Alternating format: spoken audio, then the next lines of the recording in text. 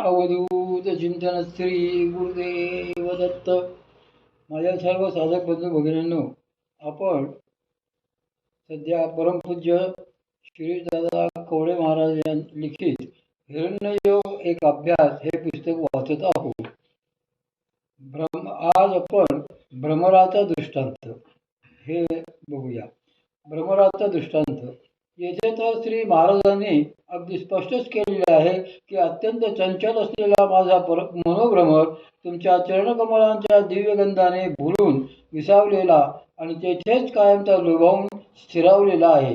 माऊलींनी फार सुंदर वर्णन केलेले आहे की असा मनोरूपी भ्रमर श्री भगवंतांच्या किंवा श्री सद्गुरूंच्या चरणी स्थिर झाल्यावर त्या शिष्याच्या अंतःकरणामध्ये सात्विकतेचा पूर येतो. तो जीव भ्रमर भ्रामरी रूपी ऋणधुण करतो आणि त्यामुळे साधकाच्या शरीराला नकळत डोक येतो.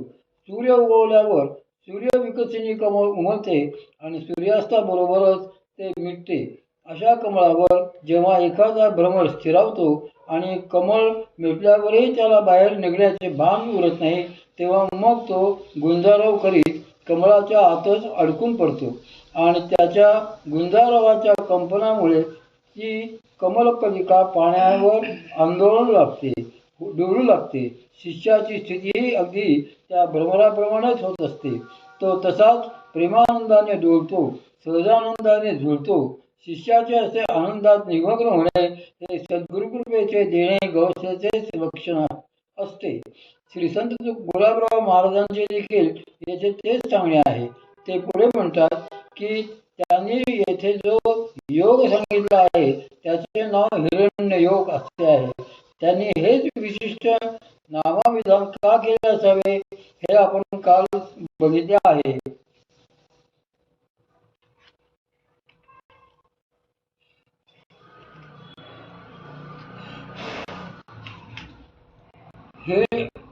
हे मग योगाचा अन्वय. आता त्यातलाच एक भाग श्री महाराज येथे स्पष्ट करतात. ते म्हणतात की सुलभम परफलदम हैमयोग माशंसे. याला हैमयोग म्हणतात, याला सुवर्णयोग असे म्हणतात. हेम याचा अर्थ सुवर्ण म्हणजेच हिरण्य असा जरी असला तरी त्याचा गूढार्थ सांगणारी केनोपनिषदात एक कथाही आलेली आहे.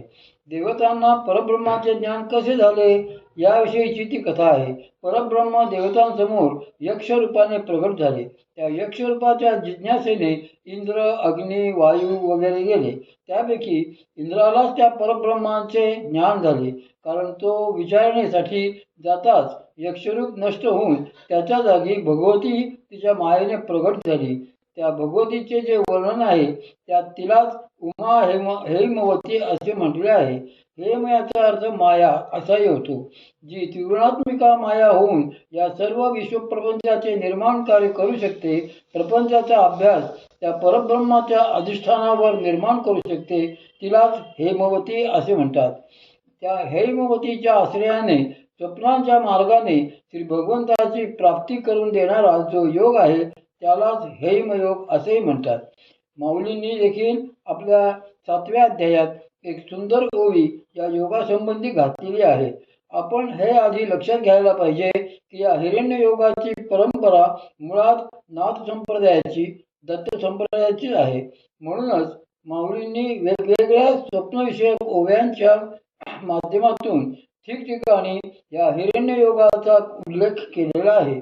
उदाहरणादाखल 7व्या अध्यायातली ही ओवीच पाहावी.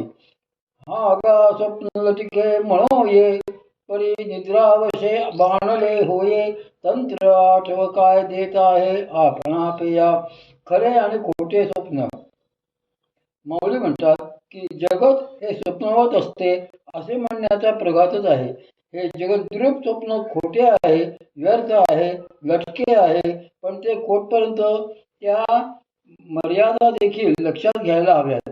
जोपर्यंत आपणास या स्वप्नाचा स्वप्न म्हणून प्रत्यय होत आहे तोपर्यंत ते खरे आहे. त्या स्वप्नाचे अधिष्ठान प्रगट झाल्यास मात्र ते खोटे ठरते. म्हणून आपण जोपर्यंत अविद्या निद्रेत असतो तोपर्यंतच ते स्वप्न खरे असते. आपण जर महायोग्यांसारखे निद्रेतही जागते राहिलो, निद्रेतही जागे होऊन स्वप्न पाहते झालो, तर मात्र स्वप्न खोटे ठरते. या प्रपंचाला, सृष्टीला स्वप्नवत मिथ्या म्हटलेले आहे. पण आपण जोपर्यंत मायारूपी अविद्यारूपी निद्रेत आहोत तोपर्यंतच. जर आपण त्या निद्रेतून जागे झालो तर मात्र हा विश्वप्रपंचाचा आभास न राहता तेथे परब्रह्मस्वरूप स्फुरणच आपणास अनुभवाला येईल.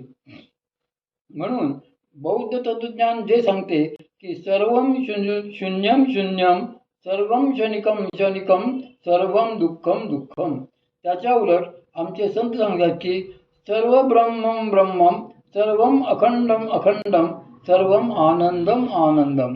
सगळेच परब्रह्ममय असून त्याच अखंड आनंदाने कल्लोळ आहे. या विश्वात परम आनंदाच्या साक्षात्काराशिवाय दुसरी प्रचितीच नाही. मग एखाद्या कोकिळ पक्षी पूजन करू लागला तरी स्वामी श्री स्वरूपानंदासारखे महात्मे म्हणतात की उद्याने कोकिळ गातसे संगीत, आम्हा हरी गीत आवडे ते.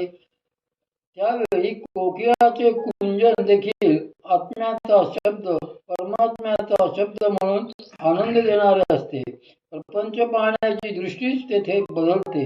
म्हणून माऊली सांगतात की तव आठव काय देत आहे आपण पेया. जागेपणाचे भान. ज्याप्रमाणे स्वप्न खरे मानून निद्रेतील त्या स्वप्न रममान अवस्थेत स्वतःचा विसर पडतो, त्याप्रमाणेच अविद्या निद्रेतून जागे होऊन विश्वस्वप्न मिथ्या झाल्यावरही अन्वया ज्ञानाने स्वतःचा विसर पडतो. खरे तर त्या स्थितीत कोणी कोणाला आठवायचे असते? आपणच आपल्या स्वतःलाच कशी काय आठवण द्यायची? आपण गाढ झोपेत असताना जर कोणी आपल्याला हलवून जागे केले तर आपण जागे झाल्यावर देखील आजूबाजूचे भान यायला मात्र उशीर होतो. त्यामुळे अनेक वेळा आपण कुठे आहोत हेच आपल्याला कळत नसते. तसेच या विश्व स्वप्नातून सद्गुरूंनी कृपा करून आपल्याला जागे केले तरी आपण एवढ्या गाढ अविद्या निद्रेत असतो की जागे झाल्यावरही पूर्णतेचे भान यायला वेळ हा लागतोच. अशा त्या मधल्या वेळेलाच साधना काल असे म्हणतात. एरवी त्यांनी कृपा केल्यावर आपण जागे झालेलोच असतो. त्याच क्षणी सिद्धच झालेलो असतो. अज्ञान गेलेलेच असते. मोक्ष प्राप्ती झालेलीच असते.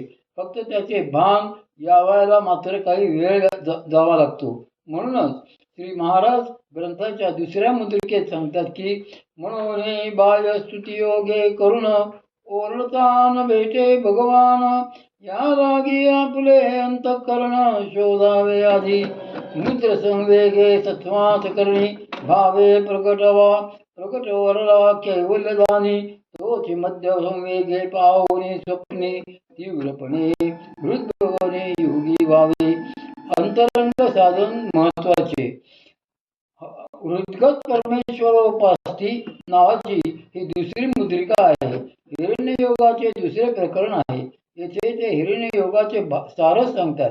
ते म्हणतात की एखाद्याने बाह्यतः जरी कितीही आरडाओरडा केला तरी त्याला श्री भगवंत भेटतीलच असे काही सांगता येत नाही. कारण एक तर चित्ताचा मृदू संवेग असतो आणि दुसरे त्या मृदू संवेगामुळे त्याचे चित्त देखील चंचल असते. जोपर्यंत चित्त असे चंचल असते तोपर्यंत भगवत प्राप्ती होत नाही. त्याची बुद्धीही चंचल राहते, मलिन राहते आणि अशा अस्थिर बुद्धीत परमात्मा प्रतिबिंबित होत नाही. म्हणूनच संतांनी अंतरंग साधनेवर अधिक जोर दिलेला आहे. कोणतेही बाह्य साधन हे कालांतराने सुटायलाच हवे. एक एक ब्रह्मसाधक सुटत गेले की मगच अंतरंग साधन प्रकट होते. श्री संत कबीर महाराजांनी या बाबतीत एक फार सुंदर दोहा सांगितला आहे. एकदा काशीत त्यांनी मोठमोठ्याने बांग देणारा एक मौलवी पाहिला आणि त्याला उद्देशून त्यांनी हा दोहा म्हटला. बांग भरता खूब चिल्लाता, वो क्या अल्लाह बहिरा है, चींटी के पैर में घुंघरू बांधो, वो भी अल्लाह सुनता है. अंतरंग साधन फार महत्वाचे असून ते बाह्य साधनेपेक्षाही श्रेष्ठ म्हटले जाते. म्हणूनच श्री महाराजांनीही सांगितले आहे की या लागी आपले अंतःकरण शोधावे आधी. अंतरंगात प्रवेश करायचा असेल तर या साधकांनी आधी त्यासाठी आपले अंतःकरण शोधावे, म्हणजे शुद्ध करावे. ते शुद्ध करण्याच्या मागे लागावे. पण सुरुवात कोठून करायला हवी? तर मुद्रित संवेद